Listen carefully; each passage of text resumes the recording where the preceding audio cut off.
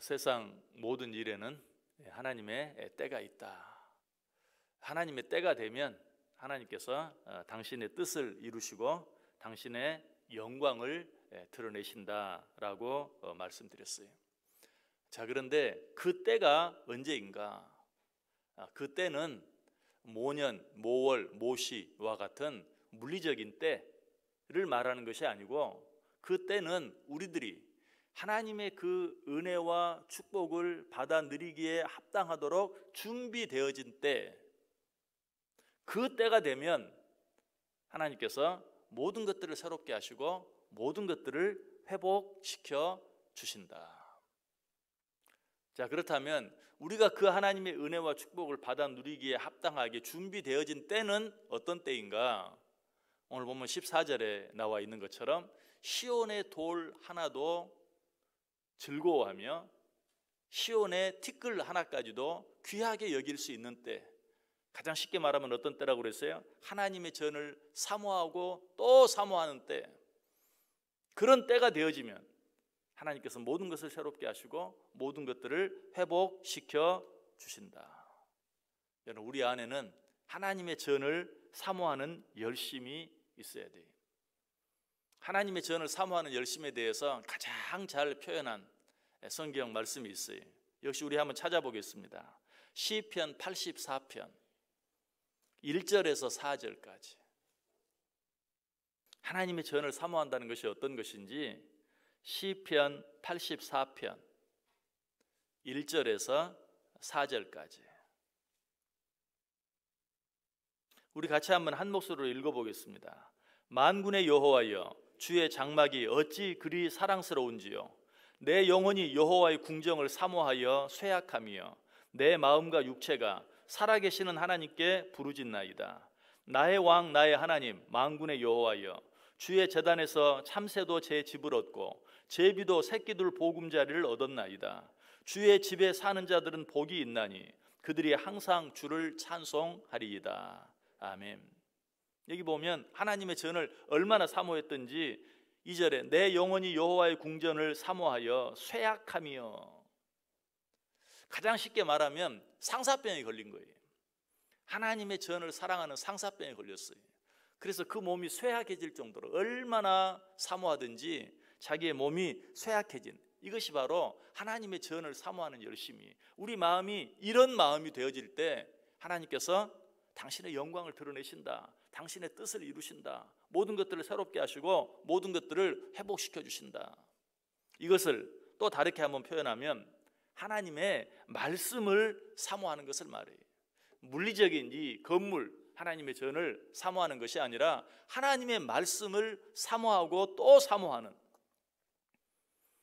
역시 하나님의 말씀을 사모한다는 것은 무엇인가 하는 것이 또 시편에 기록되어 있는데요, 한 번 더 찾아보겠습니다. 시편 19편 7절에서 10절까지 있는 말씀. 하나님의 말씀을 사모한다는 것은 무엇인가? 시편 19편 7절에서 10절.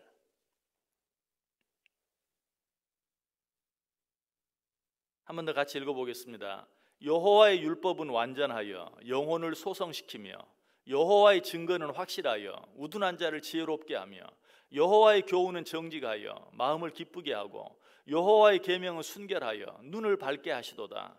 여호와를 경외하는 도는 정결하여 영원까지 이루고 여호와의 법도 진실하여 다 의로우니 금 곧 많은 순금보다 더 사모할 것이며 꿀과 송이꿀보다 더 달도다. 아멘. 하나님의 말씀밖에 없습니다. 하나님의 말씀은 완전합니다. 그래서 영혼을 소성시킵니다. 하나님의 말씀은 확신하여 우둔한 자를 지혜롭게 합니다. 하나님의 말씀은 정직하여 마음을 기쁘게 하고 여호와의 계명은 순결하여 눈을 밝게 합니다. 하나님의 말씀은 정결하여 영혼까지 이루고 하나님의 말씀은 진실하여 다 의롭습니다. 그래서 나는 이 하나님의 말씀을 금 곧 많은 순금보다 더 사모합니다. 그 하나님의 말씀이 꿀과 송이꿀보다 내게 더 답니다. 우리 안에 이런 마음이 있을 때 하나님이 당신의 뜻을 이루신다, 당신의 영광을 드러내신다, 모든 것들을 새롭게 하시고 모든 것들을 회복시켜 주신다. 이 말씀 외에도 하나님의 말씀을 사모하는 모습에 대해서 시편 여러 곳에서 이야기해요. 시편 119편 123절에 내 눈이 주의 구원과 주의 의로운 말씀을 사모하기에 피곤하니이다. 아까와 똑같은 표현이죠. 내 몸이 쇠약하며. 하나님의 말씀에 상사병이 걸린 거예요. 그래서 그 말씀을 생각하면 그 말씀을 사모하는데 내 몸이 피곤해질 지경이다. 시편 119편 131절에도 내가 주의 계명들을 사모함으로 내가 입을 열고 헐떡였나이다. 하나님 말씀 앞에서 얼마나 그 말씀을 사모하든지 헐떡이는. 시편 143편 6절에도 주를 향하여 손을 펴고 내 영혼이 마른 땅같이 주를 사모하나이다. 마른 땅이 어떻게 되죠? 쩍쩍 갈라지죠. 그렇게 될 정도로 하나님 말씀을 사모한다. 여러분, 쩍쩍 갈라진 땅을 보면 어떤 생각이 들어요? 얼마나 물 한 방울이 귀한가 하는 그런 느낌이 저절로 들죠. 저기에 물 한 방울을 뿌려주면 얼마나 좋아할까. 바로 그런 마음, 하나님의 말씀을 사모하고 또 사모하는 마음. 하나님께서는 우리의 마음이 이처럼 하나님의 말씀을 향하여 사모하는 마음이 되어질 때 우리를 내버려 두지 않으신다. 모르는 채 하지 아니하신다. 시편 107편 9절에 이렇게 말해요. 그가 사모하는 영혼에게 만족을 주시며 줄인 영혼에게 좋은 것으로 채워주시미로다. 우리에게 그런 마음이 있을 때 비로소 하나님께서는 어때요? 모든 것들을 새롭게 하시고 회복시켜 주시는 것이, 사모하는 영혼을 만족해 하신다. 좋은 것으로 채워주신다. 예레미야 29장 13절에도 너희가 온 마음으로 나를 구하면 나를 찾을 것이요 나를 만나리라. 그처럼 사모하는 자를 하나님이 만나주시겠다라고 이야기하고 있어요.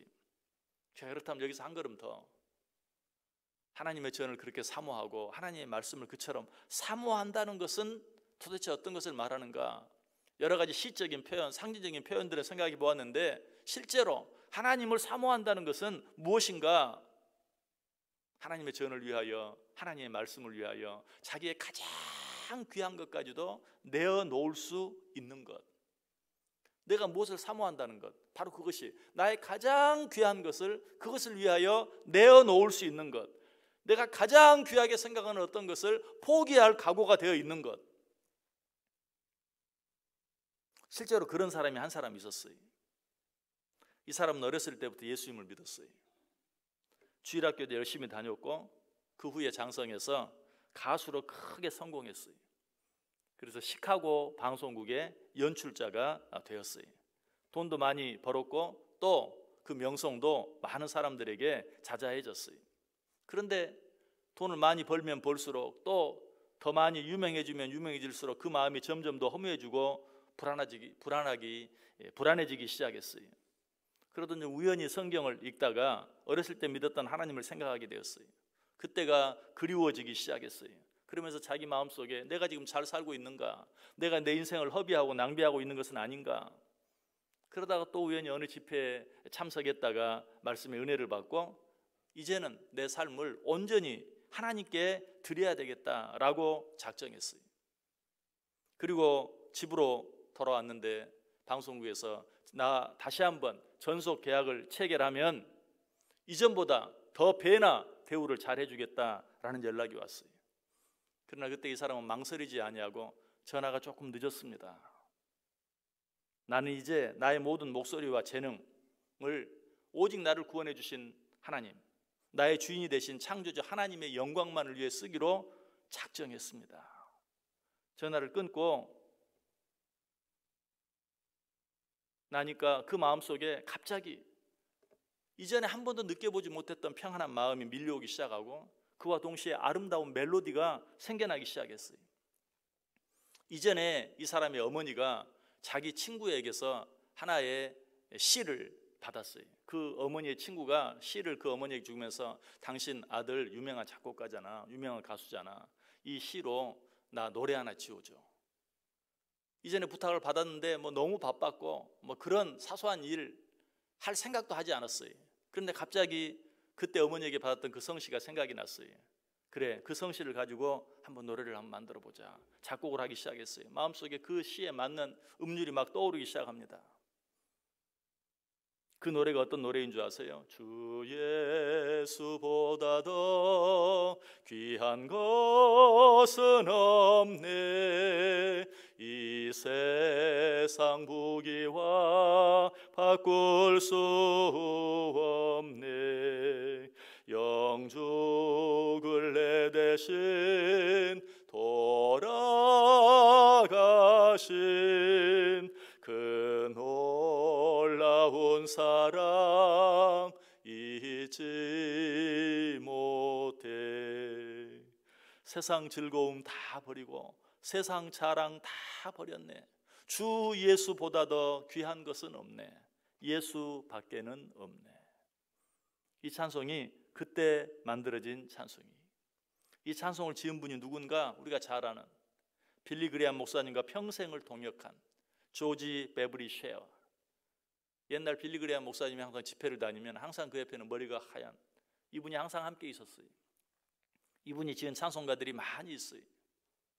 바로 이분이 했던 그 결단, 이제는 내가 가장 귀하게 여기던 내 목소리, 내 재능을 하나님만 위해 사용하겠다.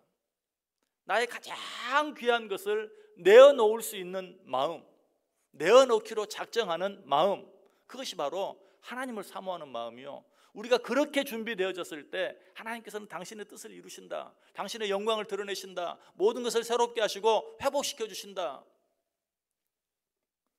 성경에 나타난 비유를 예로 들면 좋은 진주를 구하는 장사처럼, 밭에 묻힌 보물을 발견한 농부처럼 그 가장 귀한 것을 위하여 나의 가장 귀하게 여겼던 그것을 내어놓을 수 있는 그런 마음, 우리가 그런 마음을 갖게 될 때가 바로 하나님께서 당신의 뜻을 이루실 때예요. 여러분 마음속에 하나님의 전을 사모하는 열심이 얼마나 있는지, 무엇보다 하나님의 말씀을 사모하는 열심이 얼마나 있는지 한번 확인해 보세요. 우리가 정말 하나님의 뜻이 이루어지길 원하고 하나님의 영광이 드러나길 원한다면, 하나님이 정말 나의 모든 것들을 새롭게 하시고 하나님이 정말 나의 모든 것을 회복시켜 주시길 원한다면, 먼저 내 마음속에 하나님의 전 돌 하나도 귀하게 여기고 그것으로 인하여 즐거워할 수 있는 그런 마음, 하나님의 말씀 앞에서 헐떡일 수 있는 그런 마음이 내 속에 있는지, 그런 마음만 있다면 하나님이 나로 하여금 그 뜻을 이루게 하시고 하나님이 나를 통하여 당신의 영광을 드러내시고 하나님께서 나의 모든 것들을 새롭게 하시고 하나님께서 나의 모든 문제들을 해결해 주신다. 부디 이런 사모하는 마음이 저와 여러분의 마음속에 있기를, 그로 말미암아 우리의 삶이 하나님의 뜻을 이루고 하나님의 영광을 드러내는 도구가 되고 통로가 되어줄 수 있기를, 그로 인하여 오늘 하루의 삶이 그런 삶이 되어주고 우리의 남은 인생 전체가 그런 인생이 되어줄 수 있기를 주님의 이름으로 간절히 축원합니다.